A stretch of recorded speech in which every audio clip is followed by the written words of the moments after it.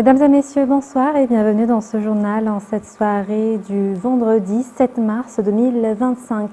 Dans les actualités de ce jour, parlons des mobilisations dans le cadre de la célébration de la journée des droits de la femme à Mahajang. Justement, la mobilisation dans le cadre de cette journée des droits de la femme dans la région Bouin s'est poursuivie par la plantation de mangroves à Boanamar et district de Mahajanga 2 aujourd'hui sous la tutelle de la première dame de Madagascar, Mial Radziwiłł.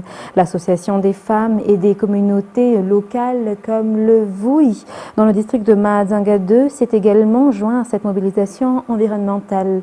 Les femmes qui sont au centre de cet événement du 8 mars ont de grandes responsabilités dans la préservation de l'environnement. Reportage de Mervulet Sferen et Andura Zanjaïbe. La forêt de mangrove a une place importante dans la préservation de l'environnement, mais aussi la base des moyens de subsistance des habitants de Boanamar, district de Mahajanga 2. Pourtant, ces forêts de mangroves sont souvent victimes de pressions venant même des êtres humains. La sensibilisation des populations sur l'importance de la protection de la forêt des mangroves, de ce fait, est le rôle auquel se concentre la société civile qui œuvre dans la zone protégée de Mbutemk et de Belombi. Et le fait que la première dame participe activement à la restauration des forêts de mangroves à Boanamar est un moyen d'aider, mais surtout d'inciter la population à protéger la forêt de mangroves. Ces mangroves constituent la base des moyens de subsistance de ces populations. Les côtes nord et nord-ouest de l'île subissent les conséquences néfastes du changement climatique. Or, la forêt des mangroves protège les côtes des érosions causées par la mer et protège des cyclones. Raison pour laquelle ce genre de mobilisation est important afin de restaurer la forêt des mangroves. La première dame de la République, Mial Radziwiłł, est convaincue de la préservation de l'environnement et à chaque célébration de la journée du 8 mars, des événements concernant l'environnement sont organisés et constituent un point important dans le programme. 30 000 mangroves ont été mises en terre sur une superficie de 2 hectares à Boanamar ce matin. La forêt de mangrove est classée comme un écosystème fragile et requiert des suivis et des entretiens réguliers après la plantation. Ce sont les communautés locales qui s'en chargeront, et cela pour l'intérêt de la génération future. Après des mobilisations dans le cadre de la préservation de l'environnement, parlant à présent santé. La caravane médicale Sarah Bidniek a attiré du monde, surtout cette édition organisée dans le cadre du 8 mars. Aujourd'hui, c'est la région Bouin qui a bénéficié des soins de proximité gratuits. Les soins des affections bucco-dentaires et des maladies infectieuses des enfants ont connu le plus d'affluence dans les lieux où est passée la caravane médicale sur la RN4. Et aujourd'hui, la première dame de la République, Madame Mial Radziwiłł, est venue visiter la caravane médicale et encourager les agents de santé qui se sont portés volontaires pour cette mobilisation sanitaire. Donc, j'ai un reportage signé Mervulet Sferen et Andura Zanjaïbe. L'un des points qui fait la particularité de la caravane médicale Sarah Bidniek est l'offre de soins gratuits à la population. Des offres qui ne sont habituellement disponibles que dans les grands hôpitaux. C'est la raison d'une telle affluence à Mahajang aujourd'hui. Le service ophtalmologique, ceux en charge des maladies des mères et des enfants en général, ont attiré le plus de monde lors de cette caravane médicale à Mahajang. Plus de 6 000 personnes sont venues se faire consulter au bord de la mer de Mahajang durant la matinée, si plus de 12 000 personnes ont été prises en charge dans les 3 lieux où sont passées la caravane médicale, notamment à Mbujechim, Maïvatanan et Tsaramanjous. Cela prouve que les sensibilisations concernant cette mobilisation sanitaire sont bien passées au niveau de la population, selon le ministre de la Santé publique. Aujourd'hui, la première dame Mial Radziwiłł est venue visiter la caravane médicale à Mahajang et encourager les agents de santé qui y travaillent. Par la suite, la première dame, Mial Radziwiłł, a visité les stands qui exposent les talents des femmes venues des 24 régions de Madagascar. Toujours dans le cadre de cette célébration de la journée des droits de la femme, la première dame de la République, Mial Radziwiłł, a inauguré et a remis aux femmes et jeunes filles de Mahajang aujourd'hui le centre Safe Space Uchan Viavmanjous, ce centre spécialisé dans la formation en entrepreneuriat, l'utilisation du numérique et la digitalisation des femmes. Le BFP ou Brigade féminine de proximité aura également un bureau dans ce centre pour y recevoir des plaintes et les victimes de violences. Ainsi, ce lieu Uchan Viavmanjous sera dédié à l'aide et à l'émancipation des femmes. Cette inauguration a été effectuée dans le cadre justement de la célébration de la Journée internationale des droits de la femme. d'un reportage signé Cécile Vin, Mirvulat Feren et Andoura Adjaibi. Un lieu d'espoir afin de changer l'histoire des femmes de Mahajang, c'est l'objectif du centre Chan Nuviav Manjus ou Safe Space établi à Mahavukavarach. C'est dans ce lieu inauguré par la première dame de la République, Mial Radziwiłł, que débutera l'émancipation des femmes et des jeunes filles de Bouéni. Elles pourront y apprendre des langues étrangères, bénéficier de formations professionnelles, notamment en cuisine, en restauration, sur le monde numérique et de la digitalisation. Le renforcement de la gestion financière et de l'autonomie économique sont l'objectif de ces formations, suivies au niveau du Chan Nuviav Manjus. Par la suite, elles pourront se lancer dans l'entrepreneuriat et gérer leur argent de façon simplifiée. Ainsi, les conditions sont requises pour que Safe Space puisse apporter l'autonomie et apporter un développement dans la vie des femmes et des jeunes filles. Ce centre Safe Space sera également un lieu pour sauver les femmes victimes de violences.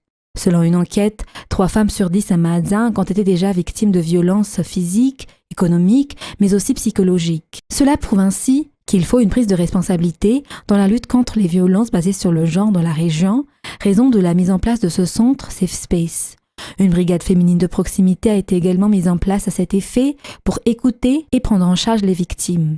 Il est important pour l'émancipation des femmes et de leur autonomisation d'avoir l'assurance qu'elles seront tranquilles et en sécurité, selon la première dame de Madagascar, Mial Radziwiłł. Le Safe Space est un lieu assuré pour elles. Un lieu de réconfort et d'espoir pour les femmes, outre les opportunités afin qu'elles gagnent en confiance et en avenir meilleur. Mesdames et messieurs, aujourd'hui, nous célébrons les droits des femmes. Mais au-delà de cette célébration, c'est une dynamique d'action que nous portons ensemble. Car il ne suffit plus de parler, il faut agir. Et c'est précisément ce que nous faisons aujourd'hui ensemble. Grâce à vous, partenaires engagés, Chan Nuviav Manjus est bien plus qu'un simple lieu. C'est un espoir et un levier pour un avenir sans violence. Un espace où les femmes trouvent un nouveau départ, des opportunités, du savoir et du soutien. Un espace où elles peuvent se relever, apprendre, entreprendre et prendre en main leur avenir. Nous avons compris une chose, l'égalité ne se réclame pas, elle se construit au quotidien. Ici, nous la construisons concrètement, chaque jour, à travers des formations pour acquérir des compétences, un accompagnement psychologique et juridique pour se reconstruire, des solutions économiques pour garantir l'autonomie, une communauté de soutien où chaque femme peut trouver la force de se relever. Ici, nous ne nous contentons pas de dénoncer les inégalités, nous donnons aux femmes les moyens de les surmonter.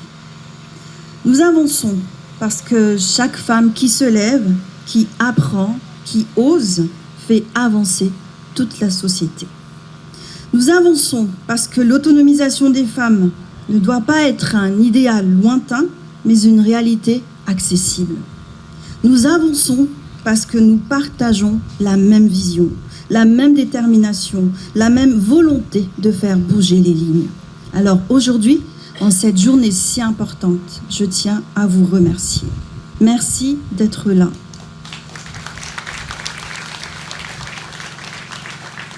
Non seulement pour marquer cet événement, mais surtout pour ce que nous accomplissons ensemble, chaque jour. Merci de prouver que le changement ne vient pas d'intention, mais d'action. Merci de faire en sorte que les femmes ne soient pas seulement protégées, mais aussi valorisées, autonomes et libres. Nous sommes engagés, nous sommes alignés et nous avançons. La première dame, Mial Radziwiłł, crée et établit de grands projets pour l'émancipation des femmes de Mahajang. Durant l'inauguration du Chan Nuviav Manjus, les femmes victimes de violences ont reçu des aides.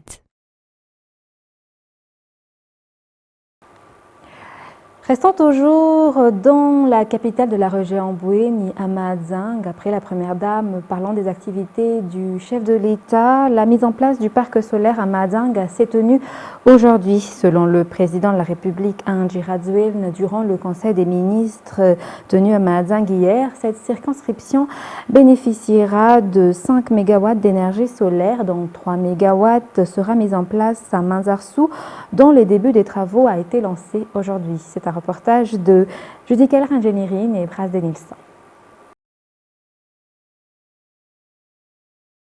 Les travaux débutent déjà à Manzarsou. Les plaques qui constitueront le parc solaire sont déjà sur place. Les problèmes d'approvisionnement en électricité, qui impactaient les moyens de subsistance de la population, ne seront plus que de mauvais souvenirs pour Mahajang après l'installation de ce parc solaire. Les travaux pour la mise en place de ce parc solaire de 3 MW dureront 3 mois. Cette infrastructure changera la vie de la population grâce à la production d'électricité propre et écologique à travers cette énergie renouvelable. La population de Mahajang a attendu ce moment depuis longtemps. Leur joie est d'autant plus grande en voyant le président Andry Rajoelina lui-même lancer officiellement les travaux dont l'achèvement marquera l'histoire de Mahajang. Ce parc solaire de Manzarsou est un immense projet, 2 voire 3 fois plus grand que ceux déjà établis dans d'autres districts. La superficie de ce parc solaire est similaire à 5 terrains de football.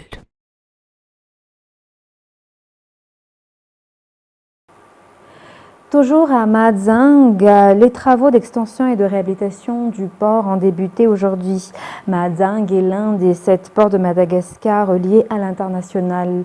Il doit être ainsi exploité pour accroître la relation maritime des pays de l'Ouest de la Grande Île. Ainsi, il est primordial de collaborer avec la Banque mondiale pour les travaux, affirme le chef de l'État aujourd'hui. Toujours un reportage signé Judy Keller Engineering et Bras Denilson. La venue du président Andry Rajoelina au port de Mahajang marque le début officiel des travaux de réhabilitation du port. Le port de Mahajang est le 3e plus grand port de Madagascar après Tuamasin et Ewal. Il possède des avantages stratégiques dans le transport maritime, raison pour laquelle le chef de l'État a mis en priorité sa réhabilitation. L'on constate que la partie pour l'amarrage des bateaux est vétuste. Il doit faire l'objet de réhabilitation car il peut entraîner des éboulements. De plus, ce port porte des séquelles du passage des cyclones. Le port a accueilli 2061 bateaux pour l'année 2024. Ce chiffre augmentera, donc il est important de procéder à l'extension et d'accroître sa capacité pour que les grands bateaux puissent y accoster directement, évitant ainsi les désagréments de nombreux allers et retours pour le débarquement des marchandises. Les bateaux de croisière peuvent également y accoster et Mahajang pourra s'ouvrir à l'Afrique de l'Est. Les travaux se divisent en 2 parties. Le premier constituera la réhabilitation et le deuxième l'extension. Outre l'ouverture avec l'extérieur, l'exportation de produits et l'importation de produits, le port de Mahajang a un rôle important dans l'approvisionnement de produits pour les autres districts de l'île. Les produits qui approvisionnent Mantran, Swalal, Analalav, Nousbe jusqu'à Bessalampi, Murumbe et Murndav passent par le port de Mahajang. La réhabilitation de ce port améliorera également les liens économiques entre les districts. Et ce qui fait l'actualité de ce jour également, c'est la météo. Le mauvais temps qui s'est formé dans l'océan Indien atterrira entre Ansranan et Antala demain matin. Les conditions pour qu'il se transforme en cyclone restent moyennes, mais si cela était, il portera le nom de Yvonne, selon les informations émanant du service météorologique. Les détails dans ce reportage de Fadjessena Mireille. Le centre du mauvais temps était situé à 620 km à l'est d'Ansranan ce matin vers 9 h. Il apporte des vents de 45 km/h avec des rafales de 55 km/h accompagnées d'orages. Il se déplace rapidement vers l'ouest à une vitesse de 25 km/h. Sa trajectoire l'amènera vers l'ouest plus au sud durant les 3 prochains jours et selon les prévisions, il atterrira entre Ansranan et Antala demain matin. Les amas nuageux qui le précèdent touchent déjà la partie nord-est. Les conditions pour qu'il se transforme en cyclone restent moyennes. Si les conditions sont réunies, il sera baptisé Yvonne. Ce mauvais temps apportera beaucoup de pluie, soit 80 à 150 mm sur 24 heures à partir de ce soir. À cet effet, des inondations mais aussi des éboulements et des glissements de terrain sont à craindre au niveau des endroits vulnérables dans la partie nord, nord-est et centre-est de l'île. Afin de s'y préparer, les alertes de danger changeront comme suit. Alerte de couleur jaune pour Diana, Sava et Ambatsu, alerte de couleur vert pour Sophie, Bouin et Bessalampi. Ceux qui ont des activités en mer, notamment d'Ansranen jusqu'à Mahanour, sont invités à les suspendre jusqu'à ce que le mauvais temps cesse. Une consigne valable pour les côtes nord-ouest à partir de demain matin, selon les informations émanant du service de prévision météorologique. Et parlant à présent des actualités diverses, un haut gradé de la gendarmerie nationale, 6 gendarmes et 4 civils sont accusés d'avoir détourné une importante quantité de drogue saisie à Nouspé. Ces gendarmes auraient mené une enquête sur une saisie de 250 kg de cocaïne enveloppée dans 56 paquets et découverte sur 2 femmes le 2 août 2024. Ils comparaîtront devant le pôle anticorruption ce lundi. Les détails avec Ruth Christelle, Rakout Malal. Un haut gradé de la gendarmerie nationale, 6 gendarmes et 4 civils sont actuellement placés sous surveillance par la section de recherche criminelle. Ils sont accusés de détournement de cocaïne à Nouspé en août 2024. La drogue, pesant 250 kg, était dissimulée dans 4 valises et répartie en 56 paquets. La fausse déclaration des poids de drogue saisis, faite par ces personnes qui étaient à l'époque chargées de l'enquête, a veillé les soupçons selon leur déclaration dans le PV. Les drogues étaient de 110 kilos, explique Rassoin Taïlis, procureur général auprès du PAC. L'enquête a été transférée auprès de l'organe mixte et c'est là qu'on a constaté le détournement. Les suspects comparaîtront devant le pôle anticorruption ce lundi 10 mars. Ils seront poursuivis pour corruption et abus de pouvoir. Et la peine maximale a été prononcée contre un homme d'affaires fortuné incarcéré à Tiafa qui a tenté de s'évader. Il bénéficie également d'un traitement de faveur en prison grâce à des pratiques de corruption.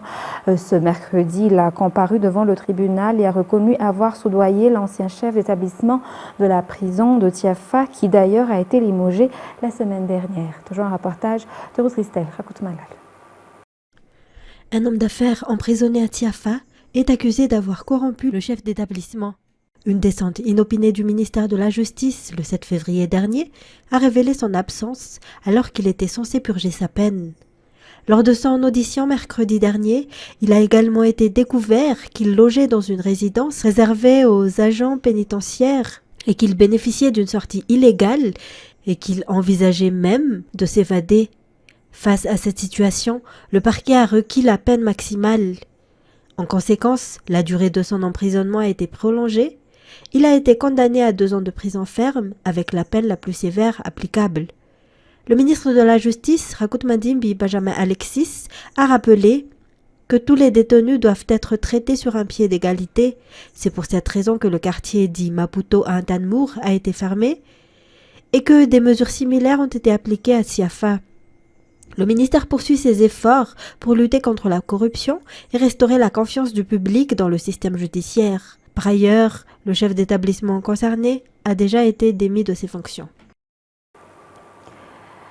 Dans l'actualité économique de ce soir, la Foire internationale de Madagascar 2025 vise l'établissement de relations entre les opérateurs du continent africain et de l'océan Indien. 8 pays enverront des représentants durant la FIM 2025 qui se focalisera ainsi sur l'extension du réseau des entrepreneurs malagasy selon les explications. C'est également une occasion pour les PME de renforcer leur collaboration avec l'État et le secteur privé. Reportage d'Anen Martina et Sechan Jenab. Être un pont qui relie Madagascar et les autres pays d'Afrique comme le Sénégal, le Maroc, la Tunisie, la Côte d'Ivoire, le Togo, le Kenya et l'Afrique du Sud, tel l'objectif de la Foire internationale de Madagascar, une occasion pour les opérateurs de se retrouver. Pour que les Malagas se tournent vers le marché africain, tel est aussi le but afin que les réseaux de tous les entrepreneurs s'ouvrent à l'international également, selon les explications. Il s'agit aussi de renforcer les collaborations entre l'État et le secteur privé, surtout pour les startups et les PME. Un des défis de la FIM est aussi d'intégrer ceux du secteur informel au sein du formel pour l'essor de l'économie du pays. La FIM se tiendra cette année au CCI IVAT du 22 au 25 mai. Plus de 400 exposants seront présents. Et dans l'actualité sportive de ce soir, le club de l'AS Fanalamang occupe la première place à l'issue de la 5e journée de la compétition nationale de première division de football ou PFL. Cette compétition entrera dans sa 6e journée ce week-end. Ces 6 matchs qui se joueront ce samedi et dimanche se dérouleront tous à Antananarivo. Les détails avec Indara Razonarville. À l'issue de la 5e journée de la compétition Pure Play Football, ou PFL, une compétition de football pour les clubs de première division, l'AS Fanalamang est en tête avec 13 points. À la 2e place se trouve l'LGQ+, avec 9 points. CFFA Andoaran Foot est 3e avec 8 points. Foussa Junior, Adjesaya et Disciple FC ont chacun 7 points, se positionnant 4e au 6e. Le FC Rouge est à la 7e place avec 6 points et le COSFA est 8e avec 5 points. Les 4 dernières équipes du classement sont l'AS Avenir, Sainte-Anne, Luska Foot, le Mama FC et Taramanjusu FC. Il est à noter que seules les 8 premières équipes accéderont au quart de finale et à partir de là, il y aura les matchs aller-retour. Pour ce week-end, la compétition entrera dans la 6e journée dans ce groupe unique. Au stade CFFA Yavlou, il y aura 2 matchs le samedi. À 11h30, le COSFA affrontera l'AS Avenir Sainte-Anne. À 14h, l'équipe CFFA Andoaran Foot affrontera Luska Foot. Ce samedi, il y aura également un match unique au stade LGQ+ Bypass. LGQ+ recevra l'équipe du Foussa Junior Bouweni. Dimanche, il y aura également 3 matchs et les 2 matchs se dérouleront au stade CFFA Yavlou. À 11h30, le FC Rouge jouera contre Taramanjusu FC et à 14h, Disciple FC jouera contre Mama FC. Et le dernier match de ce dimanche, l'équipe Adjesaya affrontera l'AS Fanalamang en Tankataka Itaosi. Dans les actualités internationales de ce soir, au moins 70 personnes ont été tuées dans la région de Latakié sur la côte de la Syrie lors de l'affrontement entre les forces de sécurité et des combattants fidèles au président déchu Bachar al-Assad, a remporté aujourd'hui l'Observatoire syrien des droits de l'homme. France 24 nous en dit plus. Il s'agit des attaques les plus violentes contre les nouvelles autorités, selon l'Observatoire syrien des droits de l'homme.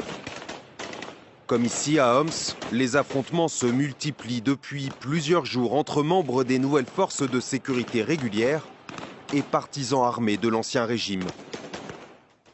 Ces combats ont eu lieu dans le nord-ouest syrien, bastion de la minorité alaouite de l'ex-président Bachar al-Assad, déchu début septembre. À Homs, dans le village de Beth Anna et dans les villes côtières de Latakié et Jablé, où un ancien haut responsable militaire proche du clan Assad a été arrêté. À Idlib, d'où des renforts sont dépêchés, des manifestants viennent soutenir les hommes qui s'apprêtent à partir.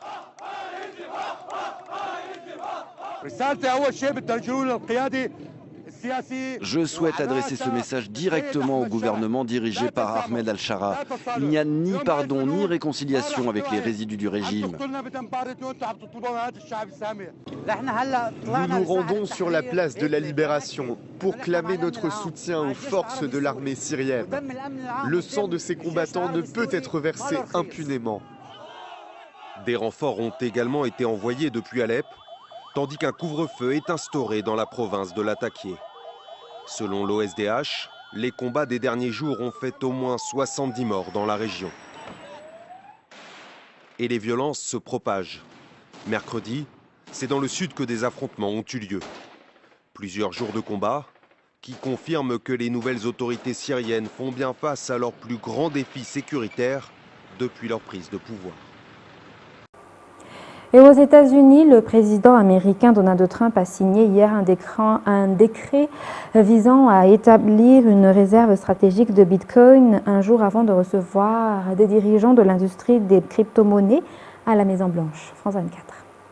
Un décret pour créer un Fort Knox numérique. L'expression est signée David Sachs, conseiller de Donald Trump et autoproclamé tsar de l'intelligence artificielle et des crypto-monnaies à la Maison-Blanche.